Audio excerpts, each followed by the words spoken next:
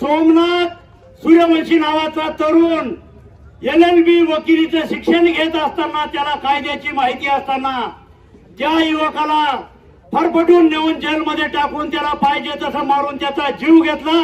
त्या पोलिसांवर 302 चे गुन्हे दाखल झाले पाहिजे. त्या ठिकाणी जेवढा पोलिसांनी अत्याचार केला तेवढा जात्या अंदाजे जातीवादी लोक होते, पोलिसांना सहकार्य करणारे, त्या सर्वांना देशद्रोहाच्या खटल्यामध्ये जेलमध्ये टाकून त्यांच्यावर देशद्रोहाचे खटले टाकले पाहिजे.